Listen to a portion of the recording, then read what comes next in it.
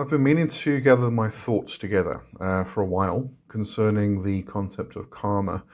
And this is because I've been asked several times to describe or explain it. This subject, however, is not a simple one, as you will soon discover, I hope. However, I don't think we can talk about karma without also talking about moksha. The reason for that is that although many may think that the aim is to gather good karma, the truth is that the goal is to release yourself from all karma, including the good karma. The question then arises as to how we accomplish this, and after we have done that, what then? That is why today I will be speaking about karma, what it is, the different types of karma, but also how we may go about releasing ourselves from karma, why we may want to do that in the first place, and the purpose for it, etc. Which then leads into the concept of moksha. But all will be explained throughout today's video. Before we begin with that though, I want to mention that if you would like to support me and this channel, then please head over to my Patreon, where you can subscribe to the supporter tier for $3 a month, or get into the more magical leanings and teachings with the various other tiers, especially those of the Temple of the Horned Serpent.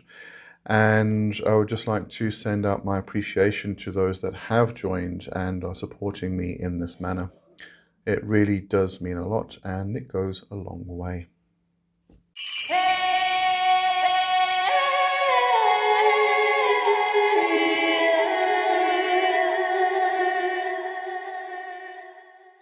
So in Hinduism, karma is a central concept that refers to the law of cause and effect, where an individual's actions, whether good or bad, have consequences that shape their future experiences. The term karma is derived from the Sanskrit word karman, meaning action or deed, and it operates within the framework of moral and ethical conduct.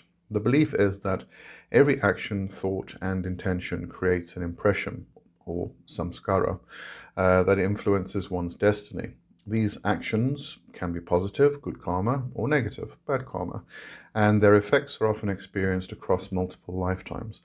Hindu philosophy teaches that the soul, or Atman, undergoes a cycle of birth, death, and rebirth, samsara, and the accumulated karma from past lives determines the circumstances of future lives.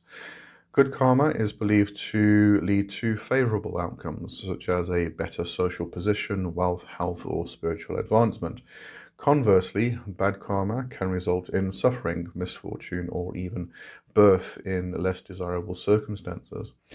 The ultimate goal for many Hindus is to transcend the cycle of samsara and achieve liberation, which is called moksha, which is freedom from the cycle of birth and rebirth. This liberation is attained by accumulating good karma, following the righteous path, or dharma, and realizing one's true nature as an eternal soul beyond the material world. Karma is also intimately tied to the concept of dharma, which is righteous duty or law, bhakti, which is devotion, and yoga, which is spiritual practices, all of which contribute to purifying the mind and soul, leading toward ultimate liberation. The idea is that by making wise, ethical choices and acting in harmony with divine laws, the person can create positive karma, leading to spiritual growth and enlightenment. In Hindu philosophy, karma is often classified into several types, each reflecting different aspects of how actions and their consequences manifest. The most common types of karma are, firstly, sanchita karma. This refers to the accumulation of karma from all of an individual's past lives. It is a storehouse of past actions, both good and bad, and have not yet borne fruit. Sanchita karma represents the totality of one's past actions and determines the circumstances and challenges one will face in future lifetimes. There is also prarabdha karma, and prarabdha karma is the portion of sanchita karma that has ripened and is currently influencing the present life. It refers to the specific actions from past lives that are responsible for the situations and conditions one experiences in the current lifetime. This type of karma is believed to shape one's current circumstances, such as birth, family, health, and relationships. It is considered active karma because it has already begun to manifest in the present life. There is agami karma, which refers to the karma that is being accumulated in the present life. It encompasses the actions and decisions made in the current life that will affect the future, both in this life and in future reincarnations. Agami karma is the result of one's current thoughts, words, and deeds, and it shapes the trajectory of one's destiny moving forward. Kriyamana karma is closely related to agami karma and refers specifically to the actions that are being performed in the present moment. It includes deliberate and conscious actions that one is currently engaged in, as well as spontaneous thoughts and decisions that contribute to the unfolding of one's future karma. Vikarma refers to actions that are harmful, unethical, or wrong, leading to negative karma. These actions violate dharma and cause suffering to oneself or others. The results of vikarma are often unpleasant or painful and may manifest as misfortune, suffering, or moral consequences. Now, while Sanchita karma is the total accumulation or accumulated karma of past actions, Prarabdha karma is the part of that accumulation that has already begun to unfold in the present life. In a sense, Prarabdha karma is the manifest portion of Sanchita karma, and it is considered to be largely beyond the individual's control, although it can be mitigated by spiritual practices such as meditation, prayer, or devotion. But we also have loka karma, which refers to the collective actions of a community, society, or even the world. It takes into account the collective moral and immoral actions of a group, and these actions influence the environment or collective destiny. Loka karma emphasizes the interconnectedness of individual actions with the broader collective experience. So these various types of karma form a complex and nuanced understanding of how one's actions and decisions, both from the past and present, shape one's spiritual journey and influence their future.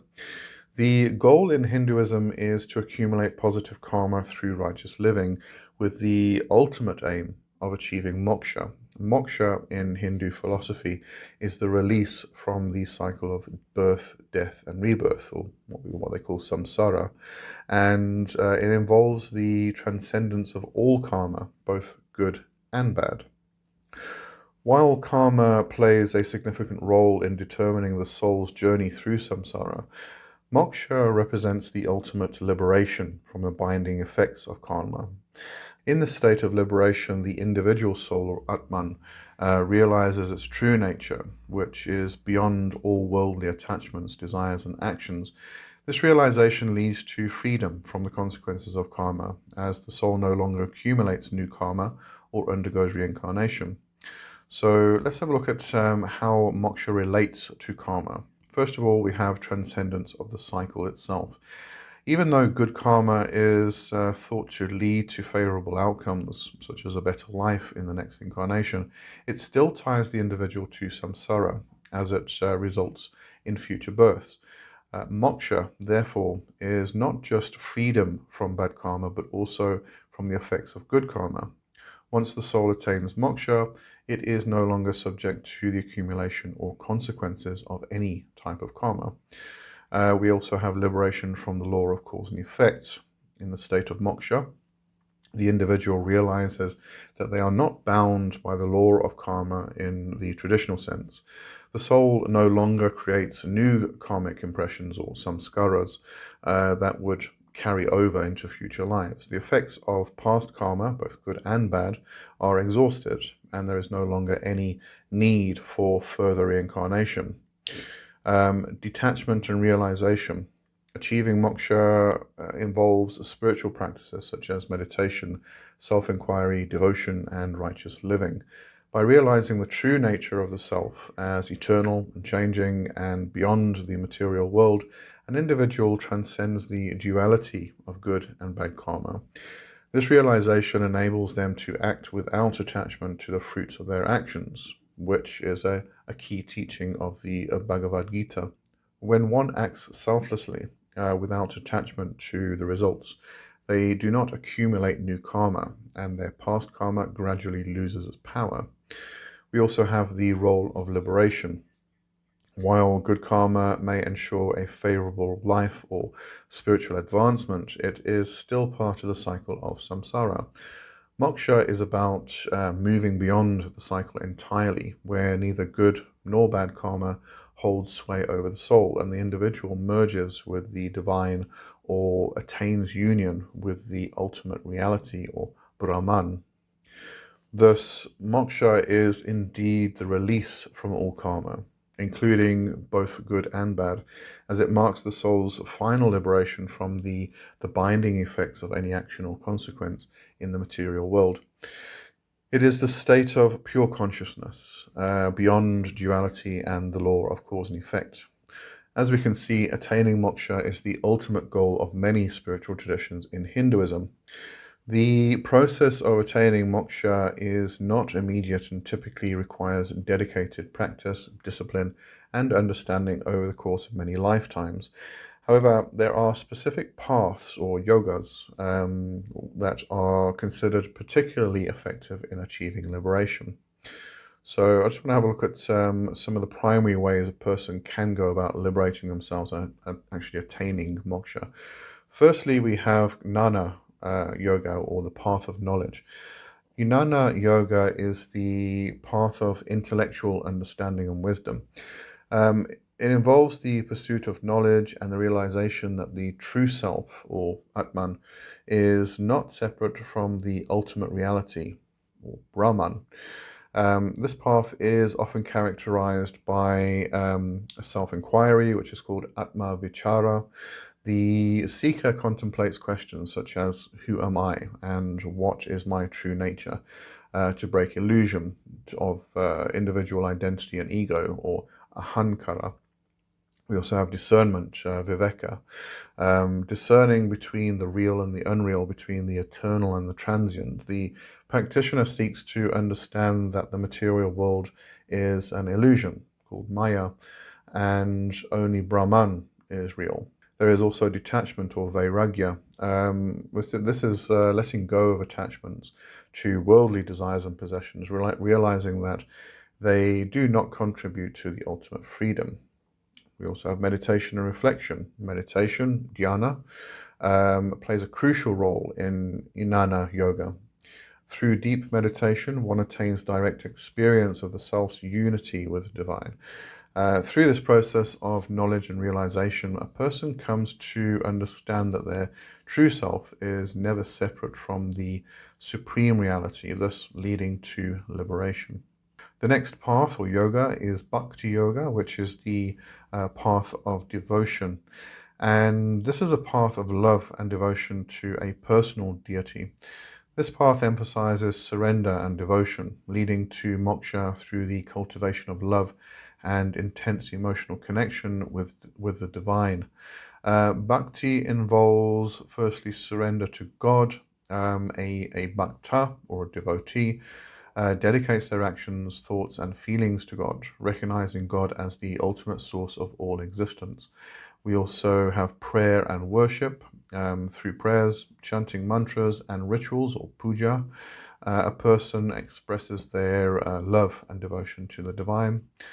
Living a life of service. Bhakti Yoga encourages selfless service to others, seeing the divine presence in all beings. There is also a personal relationship with God. A devotee sees God as a personal, loving figure and strives to cultivate a relationship with the divine through surrender, trust, and constant remembrance. So by developing an unwavering devotion to God and surrendering the ego, the devotee dissolves their sense of separation from the divine and achieves liberation. The third path here is Karma Yoga, which is the path of selfless action. Karma Yoga is the path of action where one performs their duties without attachment to the results. It emphasizes selfless service.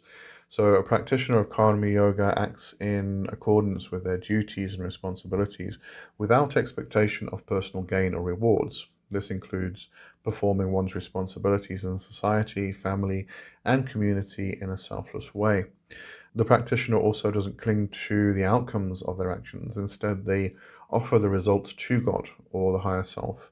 This detachment from the fruits of actions helps dissolve the karma that binds the individual to the cycle of samsara.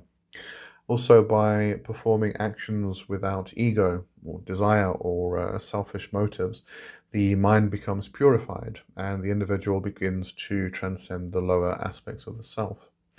So, through karma yoga, an individual learns to act in the world with love and without attachment, gradually purifying their consciousness and attaining liberation. The fourth path is Raja Yoga, which is the path of meditation. So within Raja Yoga, it's often called the royal path. This is the path of meditation and control of the mind. It includes the practices outlined in Patanjali's Yoga Sutras, which are meant to lead to spiritual liberation through deep meditation. Some of the key components, we have the 8 limbs of yoga or Ashtanga Yoga. These include ethical principles, yamas and niyamas, the physical postures or asanas, the breath control, pranayama, withdrawal of senses, pratyahara, concentration, which is dharana, meditation, which is dhyana, and ultimate absorption, which is samadhi. Raja Yoga teaches that by mastering the mind and transcending its distractions, one can realize their true nature and merge with the divine. Also, a deep, sustained meditation allows a practitioner to still the mind, go beyond the ego, and experience the oneness with the divine.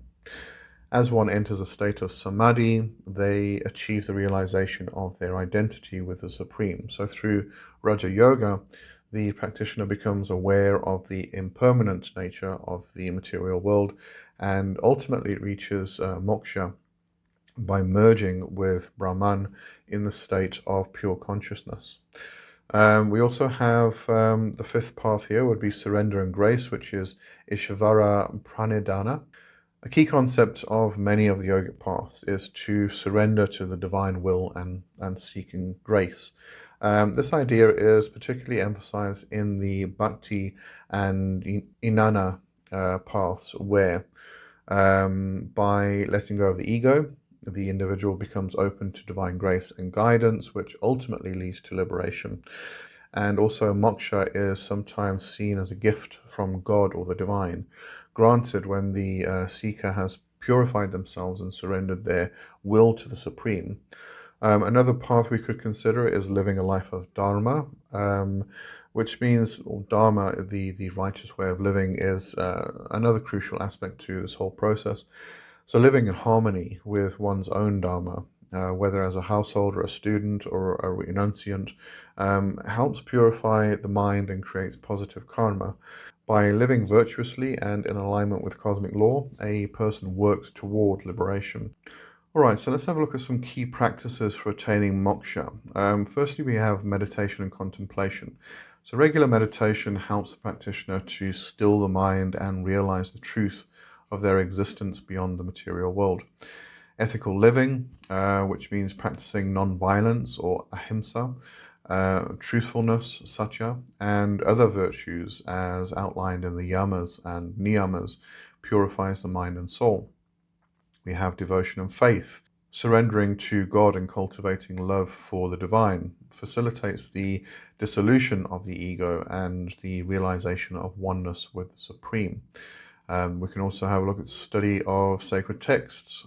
Studying texts such as the Bhagavad Gita, the Upanishads, and other scriptures helps deepen understanding of the nature of reality and self.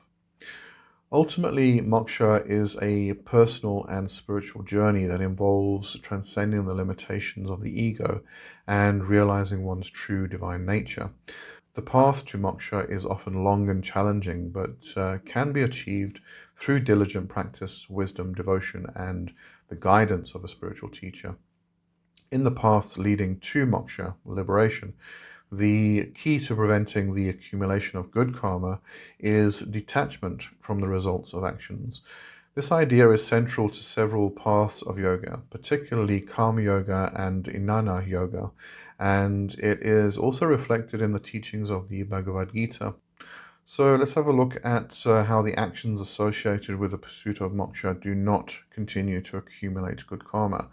So firstly, we have selfless action or Karma Yoga. So in Karma Yoga, the practitioner performs actions in the world, but does so without attachment to the fruits of those particular actions. This means acting without expecting rewards, outcomes, or recognition. By renouncing the ego and dedicating all actions to the higher purpose, such as God or the divine self, the individual does not create new karmic impressions that would result in future consequences. The core principle of non-attachment to the results of actions, nishkama karma, is crucial.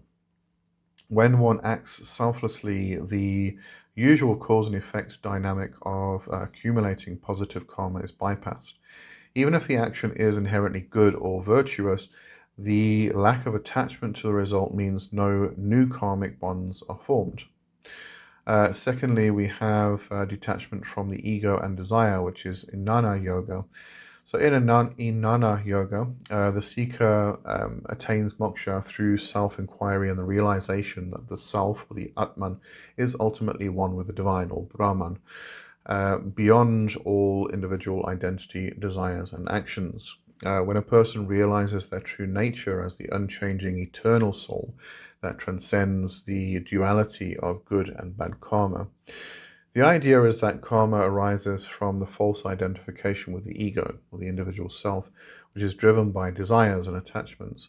Once the illusion of separation is dissolved through the realization of oneness with the Brahman, there is no longer an egoic entity to accumulate new karma.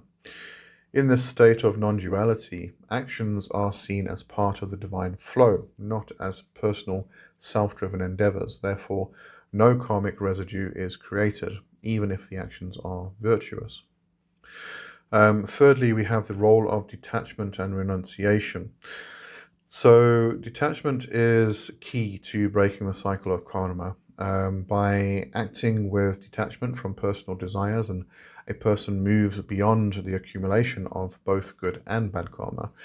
Even righteous actions, which would normally create good karma, are performed without attachment, thus preventing the formation of new karmic bonds. The Bhagavad Gita teaches that one should perform their duties without attachment to the results. This detachment helps the practitioner avoid the creation of new karma, including positive karma, which would still bind them to samsara, the cycle of birth, death, and rebirth. Renunciation, sannyasa, or the giving up of personal desires and material attachments, is another essential aspect of this detachment. Those seeking moksha may renounce the need for material gain, success, and even the desire for spiritual advancement, thus ensuring that no new karma, good or bad, is accumulated. Fourthly, we also have non-identification with the doer. In Jnana Yoga, as well as other paths, a core idea is the realization that the doer of actions, the ego or individual self, is not truly real. Once a person understands that their true self is beyond the mind and body, they no longer identify as the one performing the actions. Actions become something that happen through the body and mind, rather than being personally attributed to the individual. When one no longer identifies with the body or ego as the agent of action, they transcend the mechanism of karma. Actions are seen as arising naturally, according to the laws of the universe, rather than as personal choices that create karmic consequences. This non-identification with the doer dissolves any accumulation of karma. Fifthly, we have the realization of the illusion of the world, or Maya. As part of Inanna Yoga and other paths, the seeker comes to understand that the material world is an illusion, or what they call Maya, and that the dualities of good and bad, virtue and vice, are part of that illusion. Actions that appear to be good or bad are simply expressions within the world of Maya, and they do not truly affect the unchanging nature of the soul. When one realizes that the world and its actions are illusory, they no longer bind themselves to the effects of karma. The soul, in its true essence, is untouched by the ebb and flow of good and bad deeds in the worldly realm. The sixth point here is the role of grace and surrender.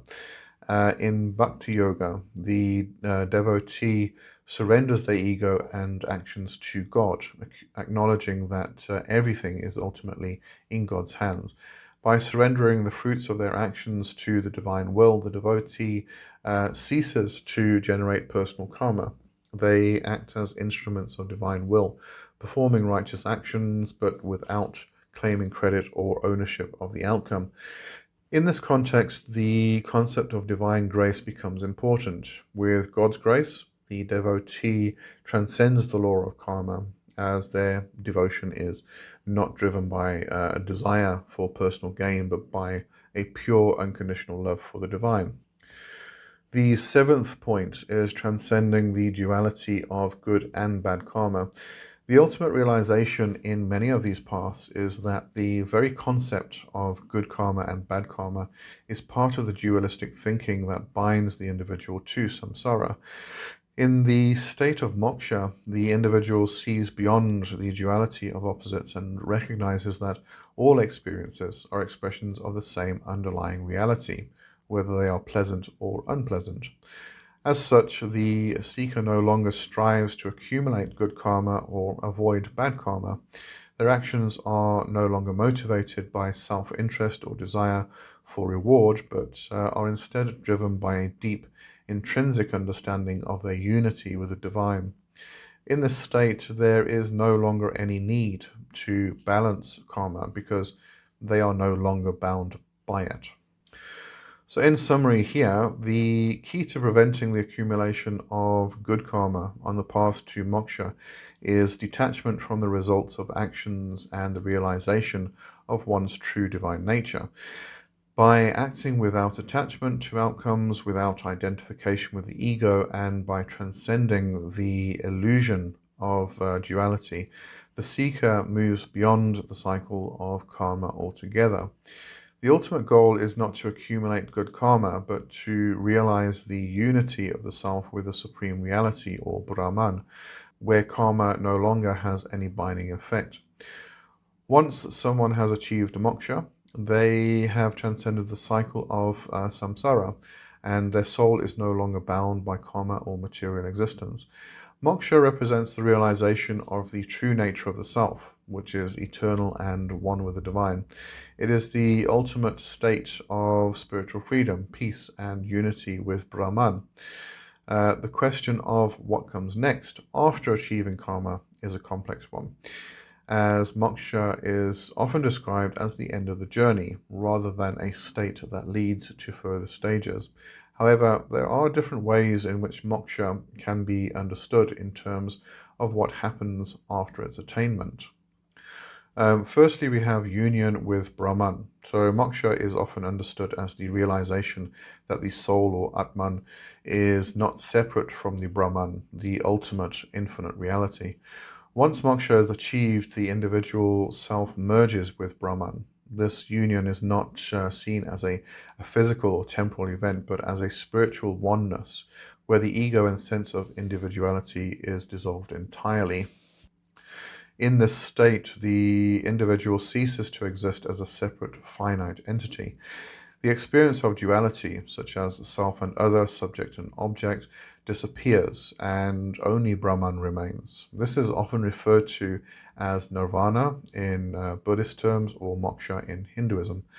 Secondly, beyond duality, experiencing oneness. So after moksha, there is no longer a distinction between the seeker and the divine. The individual is no longer subject to any desires, attachments, or limitations. They experience an eternal, unchanging state of bliss, or ananda, consciousness, chit, and existence, or sat, known as Sat Chit Ananda. This state is beyond description because it transcends all forms, names, and concepts. It is pure awareness and peace. The soul, now fully realized, exists in a state of perfect equanimity, unperturbed by the duality of pleasure and pain, success and failure, life and death. The third point would be no further rebirth. In moksha, the soul has broken free from the cycle of reincarnation or samsara and no longer undergoes rebirth. Since karma no longer binds the individual to the material world, there is no need for further life experiences. The soul, freed from the cycle of life and death, remains in a state of eternal bliss and awareness. However, some traditions, particularly Advaita Vedanta, which is a non-dual school of Hindu philosophy, emphasize that the soul's realization of its unity with Brahman is not just a personal escape from the cycle of samsara, but a realization of the ultimate truth of existence. This truth is that there was never any separation between the individual soul and Brahman in the first place. Moksha is merely the removal of the illusion of separation. The fourth point would be liberation as timeless and eternal. Moksha, being the ultimate realization of the self's true nature, is often described as timeless and eternal. Once liberation is attained, the individual soul is free from the constraints of time, space, and causality. There is no after in the conventional sense because moksha transcends time and the very notion of progression. This eternal state is described as a blissful, infinite awareness where the soul is at peace and in harmony with the entire cosmos. It is not a state of passivity, but one of perfect knowledge, bliss, and pure existence. Fifth point, the possibility of continuing in the world, or Jivan Mukti. Some spiritual traditions, particularly within Advaita Vedanta, also describe a concept known as this Jivan Mukti, the state of liberation while still embodied. A person who has achieved moksha while living may continue to interact with the world in a state of non-attachment and complete inner freedom. Such a person is known as a Jivan Mukta. They live in the world but are no longer subject to its limitations, desires, or the effects of karma. They are free from egoic identity, seeing the divine in all things and remaining unaffected by external circumstances. For a Jivan Mukta, actions are still performed in the world, but they do so with a complete understanding of the oneness of all existence. There is no desire or personal investment in the outcomes of their actions. They act as instruments of divine will, and their actions may inspire others toward liberation, but they themselves are unaffected by the world. The sixth point would be advancing spiritual evolution, if applicable. In some schools of thought, particularly in Bhakti Yoga or Tantric traditions, moksha may be seen as a beginning rather than an end, in the sense that the individual may continue to evolve in their spiritual awareness and closeness to the divine. However, moksha itself is not a temporary state, but the end of the cycle of birth and death. After moksha, the soul may remain in a state of absolute peace or become one with the divine essence in a sense that allows for the unfolding of a deeper, more expansive spiritual experience, which might include eternal service to the divine in various forms. The seventh point is moksha and the universality of the divine. So in some traditions, such as certain forms of Vishishtadvaita Vedanta, which is qualified non-dualism, this suggests that after moksha, the individual soul remains distinct but completely in harmony with God, or Vishnu, for example. The soul enjoys eternal bliss and service to the divine, but there remains an aspect of personal identity in relation to the divine, which is a form of eternal relationship rather than a complete merging with the absolute.